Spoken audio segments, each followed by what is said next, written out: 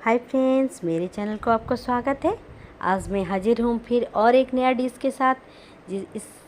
ये सब्जी है या फ्रूट्स है, आप लोग को कमेंट में बताना है। तो इसका नाम है एलिफेंट एप्पल, हिंदी में चल्टा, उड़िया में ओऊ या रामफल, जो भी हो आप बोल सकते हैं। इसका हम आज बनाएंगे एक चटनी जैसा सब्जी। इसको उड़ीसा में ओऊ बोला जाता है। इसको हम अचार और चटनी की तरह बना के खाते हैं। तो कैसे क्या करना है, मेरे वीडियो को पूरा फुल आगे तक देखिए, ताकि आपको कैसे कटिंग करना है, कैसे बनाना है, कैसे बॉईल करना है, सारा टिप्स एंड ट्रिक्स पता चल जाएगा। इसके लिए मैं एक कपड़ा पास में रख रही हूँ, क्योंकि ये कटिंग करने बहुत दिक्कत होता है। ये बहुत लल्लर होता है, मतलब बहुत ही स्टिकी स्टिकी जैसा लाल की तरह रहता है इसके अंदर। इसीलिए आप देख पा रहे हैं, पीछे का पार्ट थोड़ा कट कर दी हूँ। इसे हाथ से एक एक, ये 5 ही रहता है। इसका जो ऐसा ऐसा होता है, ये 5 रहता है। अगर कोई किसी में 6 निकल जाता है, लेकिन ज़्यादातर 5 ही रहता है। तो देखिए इसको कैसे कटिंग कर निकाल रही हूँ। पहले निकालने का देखिए, कटिंग करना तो देखिएगा। उसके अंदर से एक फूल जैसा सुंदर सा निकला है, देखिए कितना सुंदर प्यारा लग रहा है। तो इसका कटिंग करने का तरीका भी होता है, नहीं तो ऐसे कटिंग करने से भी ठीक से कटिंग नहीं होगा। इसलिए इसको ज़्यादा दिन हम रख नहीं सकते हैं, ये ब्लैक हो जाता है, ख़राब हो जाता है बहुत जल्दी। इसलिए आप ला रहे हैं तो जल्दी जल्दी बना लेना चाहिए। तो देखिए उसका ऊपर का छिलका थोड़ा हम निकाल रहे हैं। ये थोड़ा कच्चा है, कच्चे में थोड़ा अच्छा लगता है खाने में। पकने के बाद भी और भी इसको अचार बनाओ या सब्जी बनाओ, थोड़ा बॉईल ज़्यादा करना पड़ता है, लेकिन ये खट्टा रहता है। तो चलिए इसको हम बनाते हैं। इसको पहले अच्छे से कटिंग कर लेंगे, और इसीलिए मैं छिलका अच्छे से निकाल दे रही हूँ।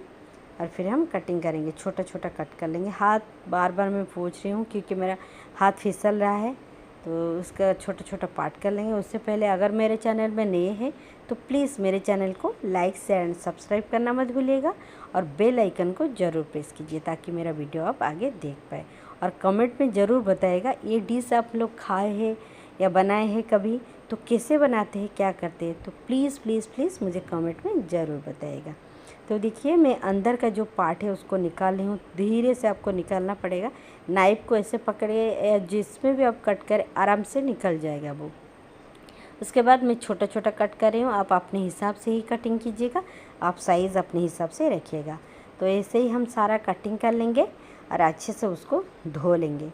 धोने के बाद मैं सारा ऐसे कटिंग करके आपको दिखा रही हूँ, फिर हम सारा कुछ ऐसे धीरे धीरे कर कटिंग करेंगे। देखिए मैंने सारा कटिंग कर लिया है। यहाँ पे थोड़ा अच्छे से धोने के बाद पानी में थोड़ा पानी देके उसमें हल्दी और नमक डाल के इसको थोड़ा बॉईल करेंगे। 10 से 15 मिनट तक बॉईल करेंगे, जिससे ये हाथ में लेने से पूरा हाथ में प्रेस हो जाएगा। देखिए दबाने से दब जा रहा है। तो ऐसे ही करके उसका सारा पानी को हम छन्नी से छान लेंगे, सारा पानी निकाल लेंगे। इसके लिए मैं एक पेस्ट बना रही हूँ, नारियल, सरसों, अदरक और ये है मेरे पास हरी मिर्च। इसका हम एक पेस्ट बना लेंगे। तो पेस्ट बनाने के बाद मैं कढ़ाई बैठा ली हूँ, उसमें हम दे देंगे थोड़ा सा ऑयल। ये मेरा पेस्ट देख पा रहे, इतना खुशबू उसका जो पेस्ट का बहुत अच्छा है। मैं यहाँ पे यूज़ कर रही हूँ गुड़, आप चाहे तो चीनी ले सकते। और थोड़ा बॉयल चना, काला चना जो होता है उसको मैंने थोड़ा बॉईल करके डालूँगी इसमें, क्योंकि उसका टेस्ट बहुत अच्छा आता है। तो आप चाहे तो नहीं भी डाल सकते, वो आपके ऊपर डिपेंड करता है। तो मैं कढ़ाई में थोड़ा तेल ले ली हूँ, उसमें हम डाल देंगे पंचफोरन और कड़ी पत्ता और 2-3 लाल मिर्च। देखिए मेरा आप पंचफोरन डाल सकते हैं, मैं यहाँ पे जीरा डाल रही हूँ, क्योंकि मैं इसको बिना प्याज लहसुन का बना रही हूँ आज, क्योंकि हम लोग को आज प्याज लहसुन नहीं खाना है। ये बिल्कुल बिना प्याज लहसुन से बनने वाला डिश है। आप इसको फास्टिंग में या कहीं पूजा वगैरह में यूज़ कर सकते हैं। तो मैं सारा जो होता है वो ओऊ को डाल दी हूँ इसमें। उसको अच्छे से थोड़ा भूंज लेंगे, ताकि उसमें जो पानी है वो निकल जाए, मॉइस्चर निकल जाए, ड्राई हो जाएगा। तब हम इसमें हमारा जो पेस्ट बनाए थे, नारियल और सरसों का पेस्ट, जो इसमें दे देंगे। उसको भी थोड़ी देर तक मीडियम आंच पे ही कीजिएगा। इसलिए मैं पहले चना जो भिगा के रखी थी बॉईल करके, उसको मैंने डाल दी। उसके बाद मेरा पेस्ट दे दी। पेस्ट थोड़ा हो जाएगा, थोड़ी देर 5 मिनट तक हम उसको मीडियम फ्लेम पे ही करेंगे, ताकि हमारा जो पेस्ट जो है सारा जो उसके अंदर ओऊ में और चने में चला जाए। इसलिए मैं स्वाद अनुसार नमक, हल्दी और आप चाहे तो ज़्यादा तीखे खाते हैं तो तीखा भी डाल सकते हैं, लाल मिर्च पाउडर डाल सकते हैं। मैं यहाँ पे ग्रीन चिली दी हूँ इसीलिए मैं नहीं डाल रही हूँ, क्योंकि ज़्यादा तीखा पसंद नहीं है, तो इसीलिए आप चाहे तो डाल सकते हैं। तो देखिए ये थोड़ा हो गया है, हमारा ड्राई हो गया है थोड़ा, तो हम इसमें अभी डाल देंगे हमारा गुड़। गुड़ डालने के बाद देखिए गुड़ हमारा पानी छोड़ने लगेगा, वो एक कलर चेंज हो जाएगा धीरे धीरे जितना ठीक होगा इसका जो कलर है चेंज होता जाएगा। अभी दिखेगा येलो दिखेगा, हम पानी देने के बाद पूरा येलो दिखेगा। उसके बाद जब वो गाढ़ा हो जाएगा उसका जो कलर है पूरा लाल की तरह हो जाएगा, कलर चेंज हो जाता है और इतना खुशबू आ रहा है, बहुत ही अच्छा खुशबू है, खाने में भी बहुत टेस्टी है। आप इसको फ्रीज में 1 हफ्ता तक स्टोर कर सकते हैं।